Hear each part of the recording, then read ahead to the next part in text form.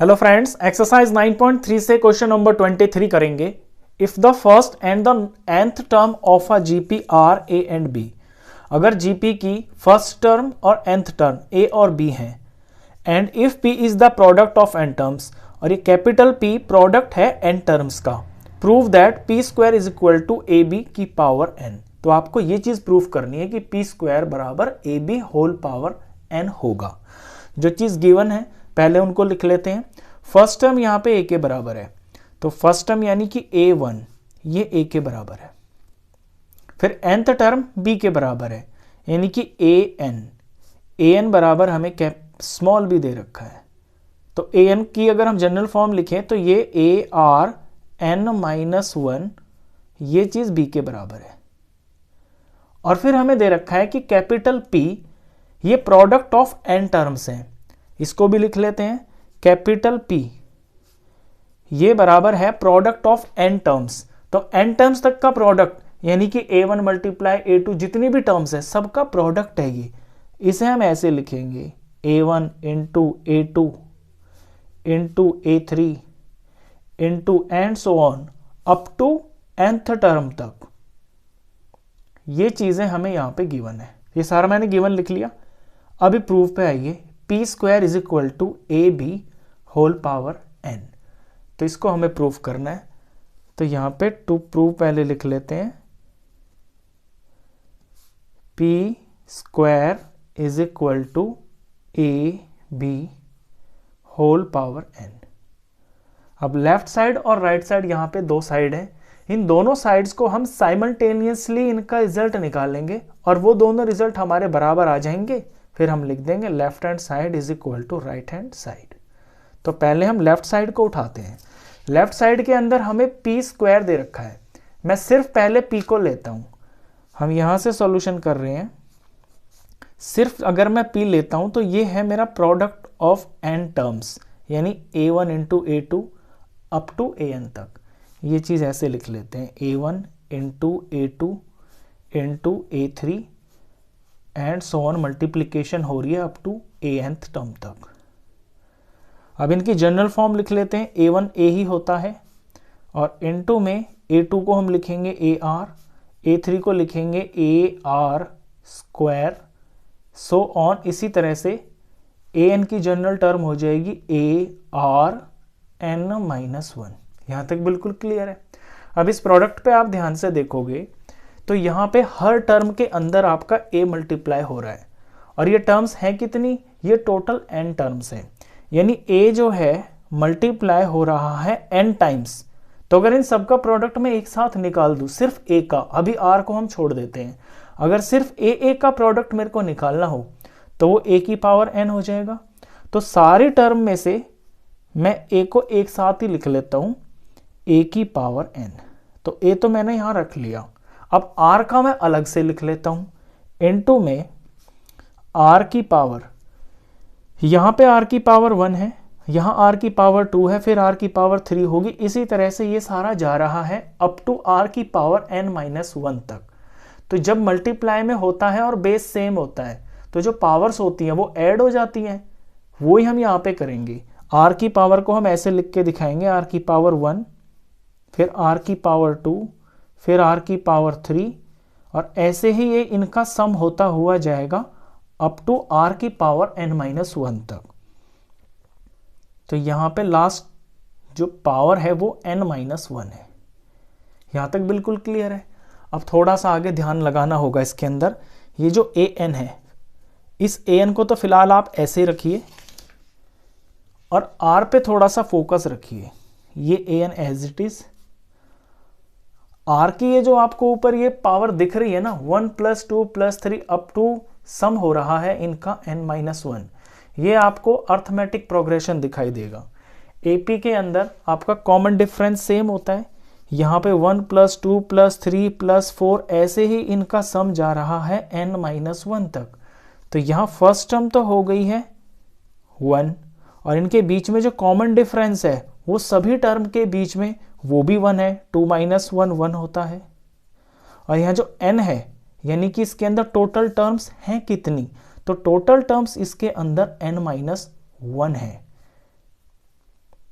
ये साफ दिख रहा है, अरिथमेटिक प्रोग्रेशन में है और इनका सम करना है हमको। तो सम ही तो दिख रहा है यहाँ पे 1 + 2 + 3 अप टू यहाँ पे लास्ट जो टर्म है वो n-1 है। तो यहाँ पे हम सम ऑफ n टर्म्स का फॉर्मूला लगा देंगे अपना AP वाला, और फॉर्मूला हम वो वाला लगाएंगे जहाँ पे हमें फर्स्ट टर्म पता होती है। फॉर्मूला में लिख देता हूँ यहाँ पे, सम ऑफ n टर्म्स ये होता है n/2 a प्लस में l। यही वाला फॉर्मूला क्यों लगाएंगे हम, क्योंकि यहाँ हमें फर्स्ट टर्म पता है, यहाँ पे फर्स्ट टर्म हमारा 1 है और यहाँ पे लास्ट टर्म भी पता है वो n-1 है, और n हमको पता है। n कितने हैं इसके अंदर, इसमें जो n है वो भी तो इसमें n-1 ही है, यानी जितनी ये टोटल टर्म्स है वही तो हमारा n होता है। यहाँ पे 1 2 3 4 बिल्कुल 1 से गिनती शुरू हो रही है, इनके बीच में डिफरेंस भी 1 का ही है। तो टोटल नंबर ऑफ जो टर्म्स है ना इसके अंदर वो यहाँ n-1 ही है, यहाँ पे ये भी n-1 है। तो इस फॉर्मूले को लगा के हम यहाँ जो r की ये जो पावर बैठ रही है इसका हम यहाँ पे सम निकाल लेंगे। तो यहाँ फॉर्मूला लगा लेते हैं, फॉर्मूला लगा के डायरेक्ट उस सॉल्यूशन को r के ऊपर बिठा देंगे। ये मैंने r लिख लिया। इतने में देखिए इसके अंदर फॉर्मूला लगाएंगे, एक बार फिर से लिखते हैं, Sn = n/2 first term plus में लास्ट टर्म। मैंने बता दिया n इसके अंदर यही होगा n-1/2, a यानी फर्स्ट टर्म वो 1 है और लास्ट टर्म n-1 है। सिंप्लीफिकेशन हो रही है, +1 -1 कट गया, यहाँ से बच गया है n और n2 में ये n-1 और /2, ये चीज़ आ गई है। तो ये जो आप सीक्वेंस ऊपर देख रहे हो इन सब का जब सम करेंगे तो ये आएगा n इंटू में n-1/2। ये लिख लेते हैं हम यहाँ पे डायरेक्ट, ये n की पावर है, सॉरी r की पावर है, n-1 और /2।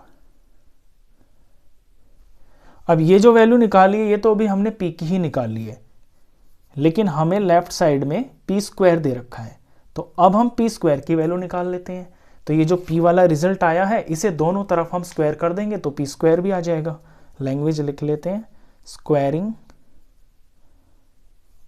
Both sides. इधर p का स्क्वायर करेंगे तो ये p² हो गया, और यहां पर इस सारी का स्क्वायर करना है हमको। ये हमारे लिए भी एक ही चीज़ है, ये मल्टीप्लाई में है ना, तो ये एक ही चीज़ है, इस सारे का हमें स्क्वायर करना है। एक बार मैं लिख के दिखा देता हूँ कि ये an इंटू में r की पावर n-1/2, इसका स्क्वायर जब करना है तो पूरे पे एक ब्रैकेट लगा के बड़ा और बाहर दिखाना होगा कि हमने इसका स्क्वायर किया है। एक आध स्टेप एक्स्ट्रा हो जाए कोई दिक्कत नहीं है, लेकिन सारे स्टेप्स अगर क्लियर दिखाई देते हैं तो समझने में आसान हो जाता है। अब इसे आगे हम सॉल्व कर लेते हैं।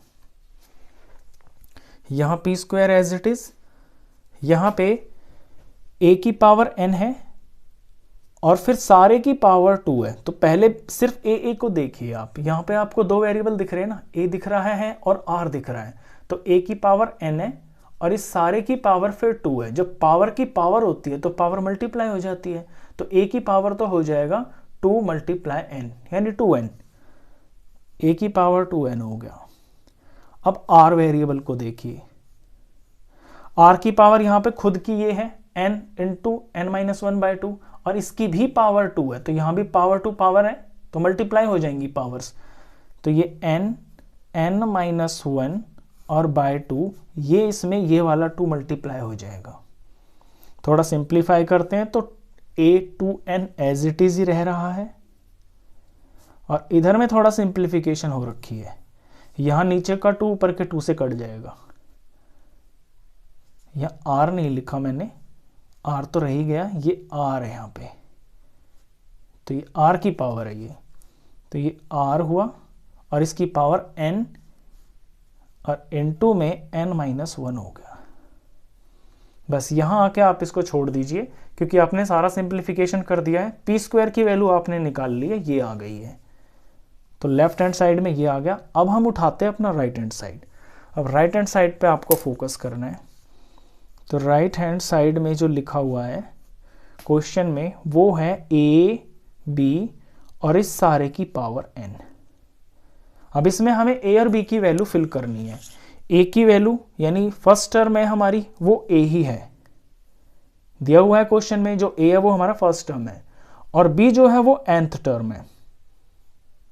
पीछे से देखिए, ए जो है वो फर्स्ट टर्म है और जो बी है वो nth टर्म है।